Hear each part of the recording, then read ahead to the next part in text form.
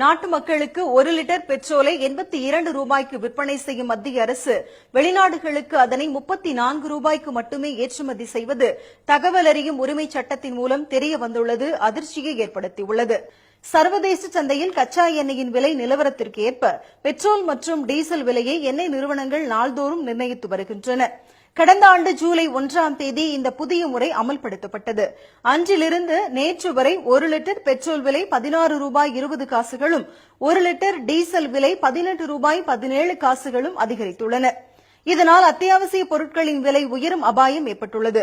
இந்நிலையில் வெளிநாடுகளுக்கு 1 லிட்டர் பெட்ரோலை 34 ரூபாய்க்கு ஏற்றுமதி செய்யும் பொதுத்துறை எண்ணெய் நிறுவனங்கள் உள்நாட்டில் உள்ள பொதுமக்களுக்கு 81 ரூபாய்க்கும் மேல் விற்பனை செய்யும் அதிர்ச்சி தகவல் வெளியாகியுள்ளது.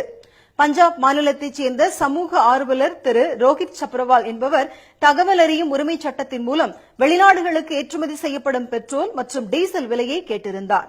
3 மாதங்களுக்கு முன் தாக்கல் செய்யப்பட்ட அந்த மனுவுக்கு மத்திய அரசின் மங்களூரு பெட்ரோலிய சுத்திகரிப்பு மற்றும் பெட்ரோ கெமிக்கல் நிறுவனம் தற்போதுதான் பதில் அளித்துள்ளது. அதன் மூலம் 1 லிட்டர் பெட்ரோல் 34 ரூபாய்க்கும் 1 லிட்டர் டீசல் 29 ரூபாய்க்கும் வெளிநாடுகளுக்கு ஏற்றுமதி செய்யப்படுவது தெரியவந்துள்ளது. பாஜக தலைமையிலான மத்திய அரசால் பெட்ரோல் டீசல் விலை விண்ணை முட்டிவிட்டதாக காங்கிரஸ் குற்றம் சாட்டியுள்ளது.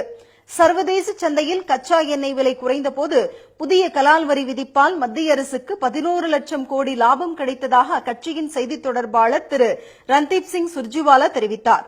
எரிபொருளில் கொள்ளையடிக்கும் மோடி அரசை மக்கள் மன்னிக்க மாட்டார்கள் என்றும் அவர் கூறினார். 26 पैसे हो गई और पेट्रोल की कीमतें 78 रुपया 57 पैसे हो गई.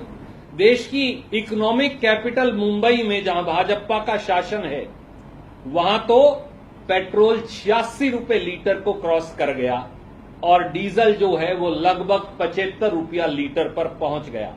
பாஜக ஆட்சிக்கு வந்த பின் பெட்ரோல் மீதான உற்பத்தி வரி 211.7%, டீசல் மீதான உற்பத்தி வரி 433.06% உயர்ந்துள்ளதாக திரு ரன்தீப் சிங் சுர்ஜிவாலா குற்றம் சாட்டினார். வெளிநாடுகளிலிருந்து கச்சா எண்ணெயை அதிக அளவில் இறக்குமதி செய்யும் மத்திய அரசு அதனை சுத்திகரித்து America, England, Australia, Malaysia, Israel உள்ளிட்ட 15 நாடுகளுக்கு குறைந்த விலையில் ஏற்றுமதி செய்வதாகவும் அவர் கூறினார்.